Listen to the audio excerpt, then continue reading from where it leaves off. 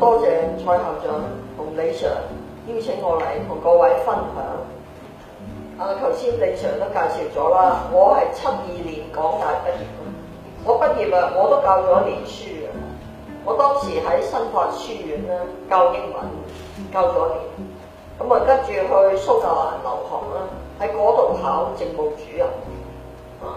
咁啊嗰個時候女仔咧讀大學又唔係好多科俾你揀嘅。我69年入大學，係香港大學第1年有法律系。你好啦，我係中五嘅同學葉曉啦。咁我咧就想問下你曾經教過1年書嘅，之後你就去咗蘇格蘭度繼續升學啦。跟住之後你朋友就推薦你去考呢個政務主任嘅。咁我想問你係因為咩因素令你有呢個決定咧？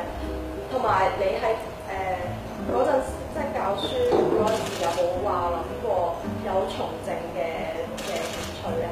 我去英國深造英國文學啦，當時真係想以為翻大學教。你知每個人都係受自己環境影響嘅。讀大學嗰陣時候，梗係覺得做翻教授，即係好崇高啊，好適合自己啦。咁後來發覺話夢想同現實有啲分別嘅喎。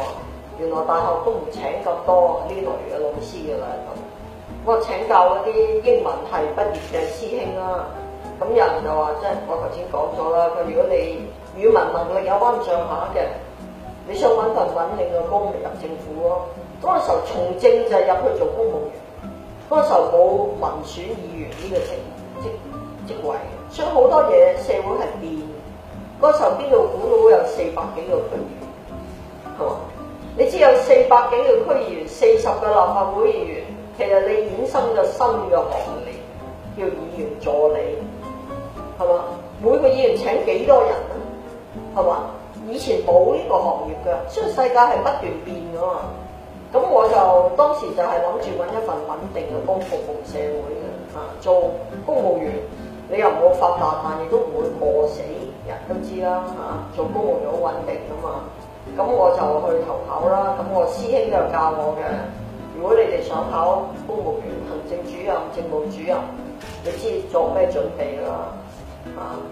起碼基本嘅時事知識要啦，係咪？政府幾多個局啊？咩制度啊？香港經濟情況啊，最基本嘅知識時事要，基本嘅知識要有啦。香港有冇啲行業係可以喺未來有崛起嘅跡象咧？因為我哋都淨係考 DSE 啦，所以想問下即係前途方面嘅問題。係啊，講到年輕人嘅前途，其實我同政府講過，生涯規劃咧就唔應該淨係俾50萬你哋去搞。我建議政府組織一個生涯規劃大軍，包括政府嘅高級公務員啦、商界嘅專業人士逐家考解俾你知，做會計師係點啊，做藥劑師係點啊，考政府工係點啊，運輸主任、科學主任係需要咩學識？我覺得咁好過俾50萬俾你。但係咧，我哋仍然最有優勢的，而且確係金融業同埋專業服務，咁但係呢個世界咧係轉變得好快，科技改變世界。但係其實香港人咧係各行各業都要用多啲科技，無論旅遊、零售、電視、廣播，冚唪唥都要用多啲科技，係嘛？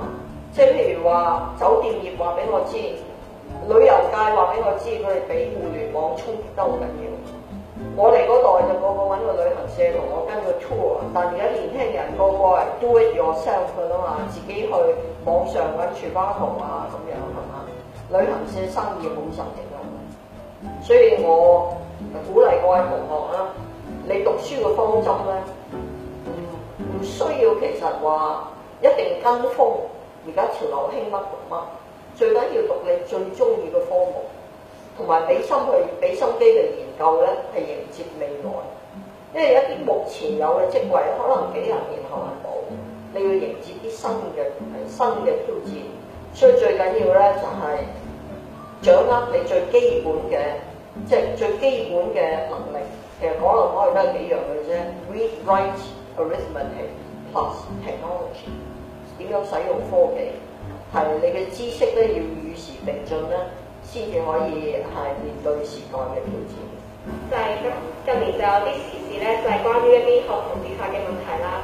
咁我就想請問你覺得現時政府嘅措施足唔足夠去即係防止呢啲咁嘅自殺問題咧？無論學童自殺，因為成年人自殺都好多複雜嘅原因嘅。學童自殺，我喺立法會問過口頭提問。中大有好多人自殺，我哋留意到數字好高。如果政府會後俾5000蚊，我覺得完全係解決唔到問題。其實咧係香港好缺乏 clinical psychologist， 即係臨床心理學家。處理壓力咧，無論學童定大人都要嘅。呢個社會上喺美國咧，因為可能美國人多啲講自己嘅問題，中國人唔中意同人講。有憂鬱症嘅人其實好多。咁咧就，所以咧你要幾方面，第一有專業人士啦，原來香港臨床心理學家 clinical psychologist 得400幾個，無論你處理學童憂鬱、長者憂鬱、婦女產後憂鬱，琴日立法會都傾嚟，都係唔夠人。有啲方面需要專業嘅輔導，亦都需要父母朋輩嘅支援嘅。咁當然最緊要理解佢點解自殺啦。係因為如果因為功課壓力，咁咪要學校啊、家庭啊專業嘅輔導咯。或者如果屋企有壓力，亦都需要社工啊嘅介入啊種種咯。所以個成因係複雜。我認為政府咧嗰個資源係不足。其實琴日咧立法會衞生事務委員會咧都討論咗精神健康嘅問題嘅。政府係開始拎咗個報告出嚟要落實。係多方面嘅資源都不足，我覺得咧，其實解決呢啲社會問題咧，係訓練多啲人用心去做咧，緊要過係話擺幾廿億出嚟。多謝各位，多謝。